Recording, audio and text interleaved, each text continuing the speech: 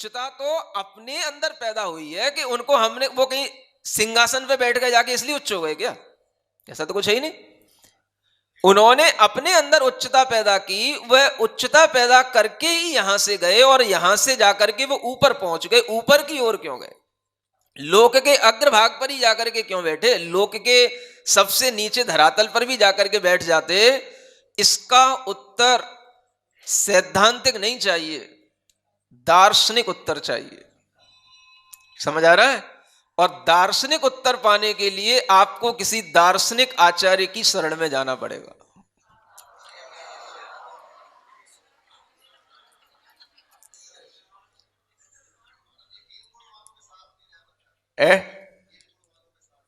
हीन गुण वालों के साथ में रहना नहीं चाहते, तो उनके रहने के लिए तो कहीं भी चले जाएं, वो तो कहीं भी रहेंगे, तो हीन गुण वालों के साथ तो रह ही नहीं सकते। वो तो जहां भी रहेंगे वहां वह अपने में ही रहेंगे ना।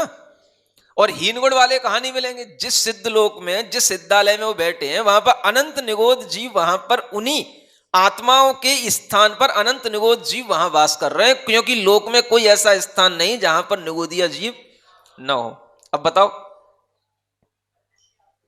अगर हमसे ही बच करके दूर गए थे तो हम तो यहीं पे बैठे थे, नीचे भी जाते तो भी हमसे ही बचे ही तो रहते। नहीं समझ आ रहा? हमसे मतलब दुनिया से ऊपर ही क्यों गए भगवान? सुन रहे हो? आज बता देंगे फिर कभी।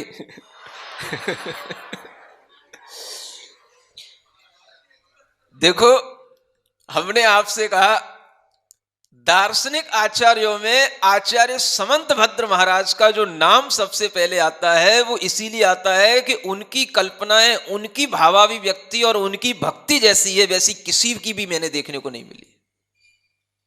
किनकी? आचार्य समंतभद्र। समझ आ रहा है? एक ऐसा व्यक्तित्व है कि उनकी भावनाएं, उनकी सोच, उनकी कल्पना अलग ही तरह की है।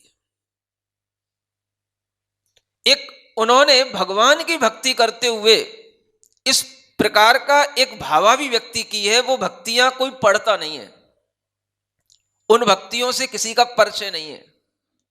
बहुत कम लोग उसका नाम जानते हैं। उस ग्रंथ का जो उन्होंने लिखा है, भक्ति परक पूरा ग्रंथ भगवान की भक्ति में, उसका नाम है स्तुति विद्या। समझ आ रहा है? और वो जो भक्ति है, उसमें अगर हम कभी भक्ति पढ़े वो और आप बैठे हो तो आप हंसे बिना रहोगे नहीं।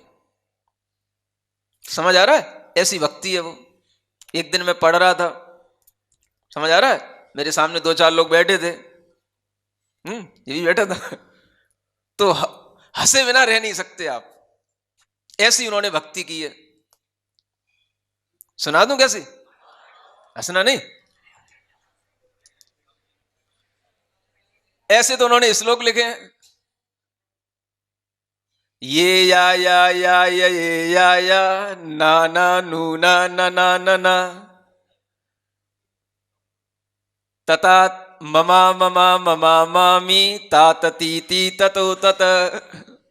ये स्तुतियां लिखी उन्होंने। क्या मतलब? मतलब समझाने बैठेंगे फिर घर पे कब जाओगे? ततो तिता तुतो तीतस तोत्री तोत्री ततो तत ततो ताती ततो तोते ततताते ततो तत। समझ आ रहा है? ऐसी स्तुतियां लिखी उन्होंने।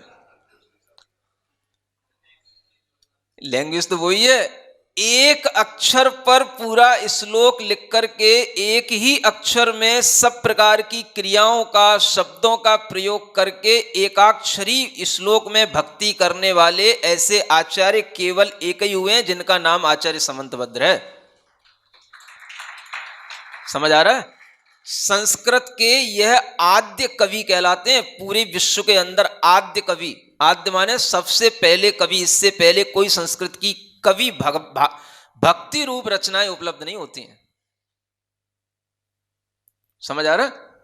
अब वो आचार्य उस स्तुति विद्या में जो लिख रहे हैं, वो हमें अभी यहां याद आ रहा है। शांतिनाथ भगवान की स्तुति के अंत में वो शांतिनाथ भगवान से कहते हैं सिद्धस्त्वमी संस्थानम लोकाग्र मगमह सताम प्रोद्धर्तुमिव संतानम शोकाब्धौ मग्न मंक्षिताम। क्या कह रहे हैं वो? सिद्धस्त्वमेह, हे भगवान सिद्ध तो आप यहीं हो गए थे, सिद्ध तो सिद्ध यहीं हो जाते भगवान, वहां जाके सिद्ध नहीं हुए। सिद्ध कहां हुए भगवान? सिद्ध तो सिद्धस्त्वमीय संस्थानम लोकाग्र मगमय सतम, फिर आप लोकाग्र पर चले गए। सिद्ध तो यहीं हो गए, फिर लोकाग्र पे क्यों चले गए? ये प्रश्न और इसका उत्तर शायद इसी प्रकार की भावनाओं से आचार्य समंतभद्र महाराज के अंदर आया होगा, जो भावनाएं हम आपको यहां बता रहे हैं कि वो भगवान लोकाग्र के ऊपर ही क्यों गए। तो वो नीचे की लाइन में उसका उत्तर दे रहे हैं, प्रोद्धर्तुम एव संतानम शोकाब्धौ मग्न मंक्षिताम। ये संसार के सभी जीव शोक के सागर में डूबे हुए हैं, सबके अंदर शोक पड़ा हुआ है। शोक जानते हो? सब सैडनेस से फुलफिल हैं सब। क्या समझ आ रहा है? सबके अंदर तरह तरह के शोक पड़े हैं, दुख पड़े हैं। जो नहीं भी है उसका भी शोक अपने ऊपर धर के चलता है। हर आदमी यहां पर हजारों शोकों में डूबा हुआ है। शोक का मतलब समझ रहे हो ना?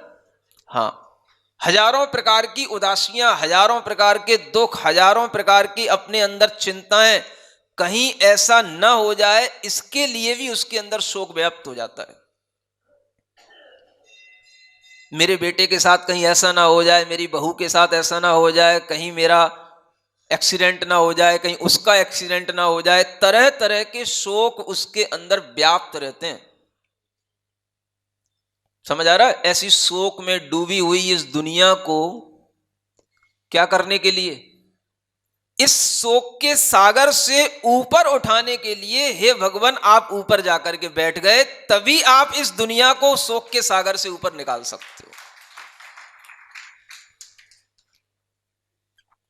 क्योंकि जब किसी को ऊपर उठाना होगा, उद्धार करना होगा, तो हमें उसके ऊपर रहना होगा, तब जाकर के वो जो है नीचे से हम उसको खींच पाएंगे। क्या समझ आ गया? नीचे पहुंच गए तो नीचे से उसको नीचे नहीं खींच पाएंगे, ऊपर पहुंच करके हम इस शोक के सागर से उसको खींच पाएंगे, निकाल पाएंगे। और इसीलिए हे भगवान आप ऊपर जाकर के विद्यमान हो गए। क्या समझ आ रहा है भावना? अगर किसी को हमें डूबते हुए से निकालना है, बचाना है, तो हमें क्या करना पड़ेगा? जब बाढ़ आ जाती है, लोग डूबते हैं, तो ऊपर हेलीकॉप्टर चलते हैं, नीचे वो रस्सी लटकाते हैं, भाई पकड़ ले, आजा ऊपर, आजा, खिंच जा। होता है कि नहीं होता? उसी तरीके से भगवान ऊपर क्यों गए? तो इसका उत्तर आचार्य समंतवर महाराज ने दिया है, भगवान आपने इस शोक सागर में डूबे हुए लोगों का उद्धार करने के लिए आपको ऊपर जाना पड़ा। उनने ये नहीं कहा कि स्वभाव से ही आप ऊपर जाने के स्वभाव में थे। समझ आ रहा है? ऊर्ध गति होती है, सिद्धांत तो वो भी जानते होंगे, लेकिन उनने क्या लिखा? प्रोद्धर्तुम। प्रोद्धर्तुम माने प्रकृष्ट रूप से उद्धर्तुम, उठाने के लिए, ऊपर निकालने के लिए। शोकाब्धौ, शोक के सागर में मग्न मंक्षिताम, जो डूब रहे हैं उनको ऊपर निकालने के लिए हे भगवान आप लोकाग्र मगमः, लोकाग्र पर चले गए। आप देखो तो कैसे कैसे भाव हैं इन आचार्यों के। इससे समझ में आता है कि हमारा भावनात्मक पक्ष बहुत दृढ़ होना चाहिए। हमारे अंदर भावनाएं इतनी बलवती होनी चाहिए कि हमें भावना पैदा हो कि हम अगर अरिहंत भगवान को नमस्कार कर रहे हैं, तो हमारे अंदर भावना आए कि हे भगवान मैं 8 कर्मों से रहित होने के लिए आपको नमस्कार कर रहा हूं, क्योंकि आप 8 कर्मों से रहित हैं। मैं आपको नमस्कार इसलिए कर रहा हूं क्योंकि आपने सब कुछ प्राप्त कर लिया, स्वर्ग अपवर्ग सब कुछ आपने भोग लिया। मैं आपको इसलिए नमस्कार कर रहा हूं कि आपके माध्यम से ही इन संसार के जीवों को नरक तिर्यंच गति से मुक्ति मिलकर के स्वर्ग और अपवर्ग माने मोक्ष के सुख मिलेंगे। स्वर्गापवर्ग सुखदायक ते नमोस्तु। इसलिए भगवान को नमस्कार कर रहे हैं कि हे भगवान विश्वैक कीर्ति गुणनायक, विश्व में एकमात्र कीर्ति आपकी ही है और उस कीर्ति के लिए भी गुणों के नायक आप ही बने हुए हो। अगर कोई दूसरे लोग अपनी कीर्ति फैला लें तो वो कीर्ति उनके अपने दोषों के कारण हो सकती है, गुणों के कारण नहीं हो सकती। गुणों के कारण कीर्ति तो हे प्रभु आपकी है, इसलिए मैं आपको नमस्कार करता हूं। और सभी प्रकार के जो विघ्न हमारे सामने आ रहे हैं उन सब विघ्नों का नाश करने वाले विघ्नांतराय विधिवारक ते नमोस्तु। मैं आपको जब नमस्कार करता हूं तो हमारे भी विघ्न दूर होते हैं, क्योंकि आपने अपने विघ्न दूर किए हैं। तो आप में इतनी भावना आ चुकी है क्योंकि आप आज भी अनंत दान अनंत ज्ञान के धारी हो। तो अनंत ज्ञान के साथ में आज भी आपके अंदर अनंत दान नाम की लब्धि है। 9 लब्धियां होती हैं, उनमें एक अनंत दान होता है। अनंत दान का मतलब क्या? उसका मतलब यही होता है अनंत काल तक भी अनंत प्राणी ग्रहों पर उपकार करने की भावना जिनके अंदर थी, उसी के कारण से सिद्ध बनने के बाद भी आज भी वो हमारे ऊपर उपकार करते हैं। अनंत दान के धनी हैं अनंत सिद्ध भगवान। अब उनका दान आप ले पाओ तो बात अलग है। आज भी वो हमारे ऊपर अनुग्रह कर रहे हैं, उपकार कर रहे हैं, और उसी उपकार करने के लिए वो इतने ऊपर जाकर के विराजमान हुए हैं।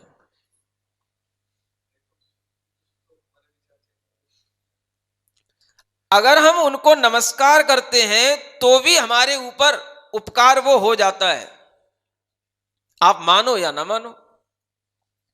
आपने यहां पर नमस्कार किया और इधर आपके अंदर से वो कर्म के संस्कार झड़े, और इधर आपके अंदर से वो कसाय भाव विगलित हुए, और इधर आपके अंदर से वो आत्मा के अंदर का कर्म का निर्जरा हुआ, कर्म का भार कम हुआ। ये उपकार आज भी उन अरिहंत और सिद्धों का हमारे ऊपर बना हुआ है। इसका नाम है अनंत दान। बस आप नमस्कार करते रहो, उपकार होता रहेगा। क्या समझ आ रहा है? आपके लिए क्या चाहिए इन 4 चीजों में से? सब चाहिए? एक भी चाहोगे तो चारों अपने आप मिलेंगे। समझ आ रहा है? चारों चाहोगे चारों भी मिलेंगे, लेकिन आप नमस्कार बस करते रहो। ये नमस्कार की प्रक्रिया इतनी अद्भुत है कि इस नमस्कार के ही माध्यम से हम भगवान की उस दान शक्ति को अपने में ट्रांसफॉर्म कर सकते हैं। समझ आ रहा है? ज्ञानियों को ये बात समझ में नहीं आएगी। मैंने कल भी बोला, अभी कई दिनों से प्रवचन, समझ आ रहा है? ज्यादा ज्ञान लगाओगे तो फिर आपको कुछ उपलब्ध नहीं होगा। पिछले प्रवचन सुन लेना। हाँ, ज्ञानी बस एक ही भाव में रहता है, जो उसने सिद्धांत में पढ़ लिया बस वो भगवान को उसी रूप में देखता है और कुछ रूप में देखता ही नहीं। अगर हमने कहा कि भाई भगवान ऊपर क्यों गए, तो ज्ञान में सबसे पहले क्या आएगा? क्योंकि वो ऊर्ध्वगमन स्वभाव वाला था, क्योंकि उसने सिद्धांत को पढ़ा है। समझ आ रहा है? बुराई मानने वाली बात नहीं, सबके दिमाग में ऐसे ही आएगा। अगर हमने कहा कि भगवान क्या हमारे ऊपर उपकार कर सकते हैं, तो ज्ञानी कहेगा भगवान क्या अपने ऊपर उपकार करेंगे, भगवान तो लोक के अग्रभाग पे जाकर के बैठ गए, उन्हें क्या उपकार करने की पड़ी है। अगर हमने कहा कि भगवान क्या हमें कुछ दान दे सकते हैं, तो ज्ञानी कहेगा भगवान क्या दान देंगे, भगवान तो हाथ पे हाथ रख करके बैठे हैं, भगवान तो सब छोड़ करके भगवान बने, तुम्हें क्या दान देंगे। ये कौन बोलेगा? उस ज्ञानी की बुराई नहीं कर रहा मैं, लेकिन उस ज्ञानी में अभी जो एक भक्ति का भाव आना चाहिए, वो भक्ति का भाव नहीं आया। मैं इतना कहना चाह रहा हूं, ज्ञानी बना रहे, ज्ञानी कोई दिक्कत नहीं, समझ आ रहा है। लेकिन भक्ति की भावना के साथ में भी ज्ञानी होते हैं। जब ऐसे बड़े बड़े आचार्य समंत भद्र और पूज्यपाद जैसे आचार्य, सैद्धांतिक दार्शनिक आचार्य भी भगवान की भक्ति में अपना ज्ञान साइड में रख देते हैं, तो आपको भी थोड़ा सा अपने ज्ञान को साइड में रख करके भक्ति करने का भाव करना चाहिए।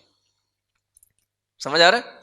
इसलिए कहा था, पहले भी आया था ना 2 श्लोक पहले, परम दानी, परम दाता, भगवान परम दाता हैं।